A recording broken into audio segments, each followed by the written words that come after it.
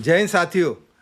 दिल्ली में जिस तरह से कल और फरीदाबाद के अंदर जिस तरह से एक्टिविटीज़ रहीं, वो तमाम चौंकाने वाले तथ्य थे, चौंकाने वाली बातें थीं। परसों रात को J&K STF पुलिस ने फरीदाबाद के एक गांव के अंदर एक रेड की, जिस रेड के अंदर बहुत सारा एम्यूनिशन मिला इनिशियली। बाद में इन्वेस्टिगेशन करने के बाद में पता लगा कि ये बहुत बड़ा एक नेटवर्क है जिसकी शुरुआत अनंतनाग से हुई। अनंतनाग, पुलवामा, राजौरी वो एरिया हैं जहां टेररिस्ट पैदा होते हैं और बहुत लंबे समय तक उसकी पृष्ठभूमि रही है कि वहां पर बहुत बड़े बड़े टेररिस्ट पैदा हुए और उन्होंने सरंजाम दिया।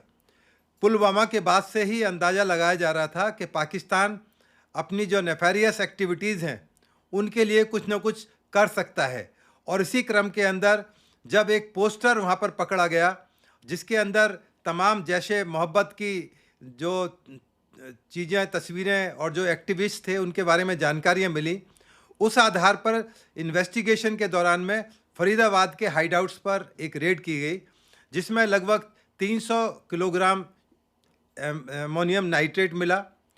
और उसी क्रम के अंदर जो बाद में गिरफ्तारियां हुई, डॉक्टर उमर मोहम्मद और डॉक्टर मुजम्मिल, और बहुत सारी गिरफ्तारियां हुई जिसमें एक मौलवी भी थे, और जिनके लिंक तमाम उत्तर प्रदेश, झारखंड, दिल्ली, फरीदाबाद और J&K से जुड़े हुए थे।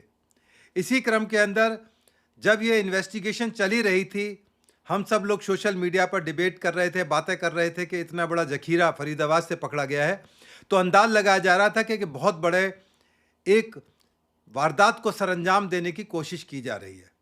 परंतु शाम होते होते 5:55 लगभग 6 बजे एक बहुत बड़ा धमाका लाल किले पर हुआ जिसके अंदर बहुत सारी जानें चली गईं। लगभग 9 जो बेमौत लोग मरे हैं उनकी जान चली गई और काफ़ी लोग इंजर्ड हुए। अब ज़रूरत इस चीज़ की है कि दिल्ली के लोग शांति बना के रखें, अफवाहों पर ध्यान ना दें, पैनिक में आने की ज़रूरत नहीं है, भीड़ भाड़ वाली जगह पर ना जाएं, ज़रूरत हो तभी जाएं, और कोशिश करें अवॉइड कर सकें तो अपने घर पर रहें, सुरक्षित रहें। परंतु ये तमाम चीज़ें ज़रूर इंडिकेट करती हैं कि यदि पुलिस ने, J&K पुलिस और हरियाणा पुलिस ने, यदि एक जॉइंट ऑपरेशन के तहत ये तमाम बड़ा जखीरा जो बाद में 2900 किलो RDX या एमोनिया नाइट्रेट पकड़ा गया, जो अक्सर माइनिंग के अंदर इस्तेमाल किया जाता है, चट्टान को फाड़ने के लिए इस्तेमाल किया जाता है, लगभग 12 सूटकेसेस के अंदर बरामद हुआ। तो ये और 20 टाइमर्स भी बरामद हुए। चूँकि अब एक इन्वेस्टिगेशन इस बारे में प्रॉपर तरीके से दिल्ली पुलिस कर रही है, कोतवाली थाने के अंदर इसके बारे में प्रॉपर UAPA में और भारतीय न्याय संहिता के अंदर अटेम्प्ट टू मर्डर और तमाम संगीन धाराओं के अंदर इसकी जांच की जा रही है। तमाम फॉरेंसिक की टीम्स वहाँ पर मौजूद हैं, NIA की टीम भी उसके अंदर लगी हुई है, NSG के कमांडोज भी इस पर निगाह रख रहे हैं, और ये तमाम चीज़ें इन्वेस्टिगेट की जा रही हैं कि ये कैसे घटित हुआ, क्यों हुआ और कौन लोग इस साजिश के पीछे थे। परंतु दुर्भाग्य से कुछ राजनीतिक पार्टियां इस पर भी अपनी राजनीति करने से ऐसे समय में चूक नहीं रही हैं। वो तमाम अपने राजनीतिक हथकंडों को अपनाने के लिए घटिया सी घटिया बातें सोशल मीडिया पर कर रहे हैं। मेरा दिल्ली के नागरिकों से, ख़ास तौर से बल्कि पूरे हिंदुस्तान के अपने साथियों से रिक्वेस्ट है कि इस तरह की अफवाहों पर ध्यान ना दें, और इस तरह के जो राजनीतिक दल जो इसको क्रिटिसाइज़ करने पर लगे हुए हैं, ये समय है जब पुलिस का और इन्वेस्टिगेटिंग एजेंसीज़ का हमें मोरल बढ़ाना चाहिए, उनकी तारीफ़ करनी चाहिए कि उन्होंने वक्त रहते फरीदाबाद के अंदर एक बहुत बड़े गैंग का भंडाफोड़ किया, 2 AK-47 जैसे स्वचालित हथियार बरामद किए। परंतु दुर्भाग्य है कि कुछ लोग इसको क्रिटिसाइज़ करने में लगे हुए हैं, पुलिस में कमी निकालने के अंदर लगे हुए हैं। जो HR 7476 गाड़ी जो बरामद हुई है, जिसके अंदर ये उमर मोहम्मद बैठे हुए थे, वो तमाम पब्लिक डोमेन में आ गया है। चूँकि तमाम बातें पब्लिक डोमेन में नहीं लाई जा सकती, बहुत चीज़ें सीक्रेट रखी होती हैं, नहीं तो उसका नुकसान इन्वेस्टिगेशन को हो सकता है। इसलिए कयास ना लगाएं। इवन सोशल मीडिया और बड़े जो चैनल हैं मेन स्ट्रीम चैनल हैं वो भी अंदाज और तुक्का मारकर काम ना चलाएं, संजीदगी से काम लें। बड़ा सेंसिटिव और डेलिकेट मैटर है, देश की संप्रभुता के साथ जुड़ा हुआ है, हमारी आम पब्लिक के साथ जुड़ा हुआ है।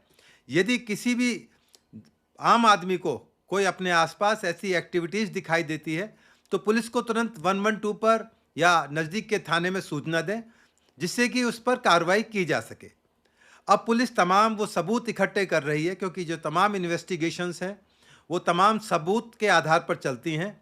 तो जो भी वहाँ से फॉरेंसिक एक्सपर्ट्स हैं या जो नमूने लिए जा रहे हैं, पहले ये एस्टेब्लिश करना ज़रूरी है कि किस तरह के चीज़ों का इस्तेमाल किया गया, क्या आरडीएक्स था, क्या अमोनियम नाइट्रेट था या और कोई केमिकल था। क्योंकि नॉर्मली जिस तरह से फायर लगी है, आग लगी है, वो एक ब्लास्ट के अंदर नहीं होती, ब्लास्ट के बाद एक शांत हो जाता है। इसके अंदर बहुत लंबी आग लगी और बहुत सारी कारों के अंदर और आम आदमी को बहुत सारी क्षति हुई। अभी तमाम सीसीटीवी खंगाले जा रहे हैं, जहां से फरीदाबाद से ये कार बदरपुर के रास्ते एंटर हुई, सराय काले खां, कोतवाली, रेड फोर्ट किस तरह से पहुंची है। ये बताया जाता है कि सुनहरी मस्जिद और बिल्कुल लाल किले के सामने है, लगभग 3 घंटे वहाँ कार खड़ी रही।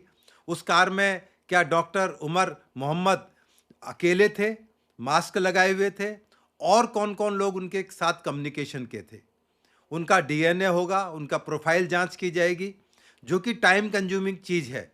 ये रातों रात या 24 घंटे की इन्वेस्टिगेशन नहीं है, महीनों सालों में जाके इन्वेस्टिगेशन इस तरह की पूरी होती हैं। परंतु प्राथमिक रूप से जो मोटी मोटी जानकारी आती है वो पुलिस और इन्वेस्टिगेटिंग एजेंसीज शेयर करती रहती हैं। और बड़ी इम्पॉर्टेंट क्रूशल मीटिंग इस समय गृह मंत्रालय में तमाम सीनियर ब्यूरोक्रेट्स, तमाम सीनियर ऑफिसर्स, पुलिस ऑफिसर्स कर रहे हैं। तो मेरी रिक्वेस्ट है कि इसको पेशेंसली तमाम चीज़ों को देखें, समझें और अंदाज ना लगाएं, क्योंकि इसके अंदर बहुत बड़ा पाकिस्तान का कनेक्शन निकल कर आ सकता है। आईएसआईएस, अलकायदा और बहुत सारे ऐसे छोटे छोटे संगठन अब खड़े हो गए हैं जो इस देश को डिस्टेबलाइज करना चाहते हैं, क्योंकि देश बहुत तरक्की कर रहा है, बहुत बड़ा एक इकोनॉमिक जो मापदंड है वर्ल्ड लेवल पर उसमें पहुंच चुका है। तो बहुत सारे लोगों को तमाम चीज़ें अच्छी नहीं लग रही हैं। तो इसलिए जो इन्वेस्टिगेशन एजेंसीज हैं, पुलिस हैं, उनका सहयोग करें। क्रिटिसाइज़ करने के लिए आपके पास बहुत समय है, बहुत समय तक, लंबे समय तक आप तमाम चीज़ों को खंगाल सकते हैं, अपनी जानकारी कर सकते हैं। पर जो अपुष्ट खबरें हैं उनकी तरफ ध्यान ना दें, क्योंकि अभी ऐसी भी जानकारी निकल कर आ रही है, इसमें और बहुत सारी गिरफ्तारियां होंगी। एक डॉक्टर, फीमेल डॉक्टर हैं शाहीन, उनका भी नाम आ रहा है, क्योंकि इसमें सब पढ़े लिखा वर्ग है। इसमें जैसे अनपढ़ जाहिल किस्म के पहले टेररिस्ट होते थे, उस टाइप का नहीं है। तो ये बहुत संगीन मामला है और पूरी तैयारी के साथ इसको सरंजाम दिया गया है। इसके नेटवर्क क्या पाकिस्तान से या किसी और कंट्री से जुड़े हुए हैं या केवल हिंदुस्तान में है, ये केवल इन्वेस्टिगेशन की चीज़ें हैं। तमाम जो कॉल डिटेल्स हैं, तमाम जो डंप डाटा है वो इकट्ठा किया जाएगा, तमाम चीज़ों की एनालिसिस की जाएगी, लेबॉर्ट्रीज से रिपोर्ट आएगी। तो इसलिए कोशिश करें कि इस वक्त पर शांति का दान दें और पुलिस को अपना काम करने दें। जल्दी ही आप पुलिस के ऊपर पूरा ट्रस्ट रखें। दिल्ली पुलिस का एक पुराना एक प्रोफेशनल बैक ट्रैक रहा है, रिकॉर्ड रहा है। बड़े से बड़े वारदात को, चाहे 84 राइट्स हों, मिसेज इंदिरा गांधी का एसिग्नेशन हो और उसके बाद सीए एनआरसी के दंगे हों, और बहुत सारे ऐसे मौके हैं जहां दिल्ली पुलिस ने अपने प्रोफेशनल स्किल का परिचय दिया है। जल्दी ही आपके सामने उम्मीद रखें कि बहुत सारी पब्लिक चीज़ों के डोमेन के अंदर आएंगी और तमाम इन्वेस्टिगेशन की चीज़ें हैं कोर्ट के अंदर बताई जाएंगी। अब इसमें गिरफ्तारियों का सिलसिला शुरू हो सकता है। कितनी गिरफ्तारियां होंगी, कब होंगी, कौन कौन लोग इनके पीछे जिम्मेदार हैं, क्या कोई राजनीतिक पार्टी इसके लिए जिम्मेदार है, तमाम चीज़ों का खुलासा वक्त आने पर होगा। मेरा दिल्ली पुलिस के अपने रिटायर्ड साथियों की तरफ से, हमारी जो एसोसिएशन है उनकी तरफ से आपसे रिक्वेस्ट है कि कृपया धैर्य बनाकर रखें, जिससे दिल्ली पुलिस अपना काम कर सके। हमारी जो इन्वेस्टिगेटिंग एजेंसीज हैं वही पुख्ता एक सबूत के साथ में अदालत के अंदर जा सकें।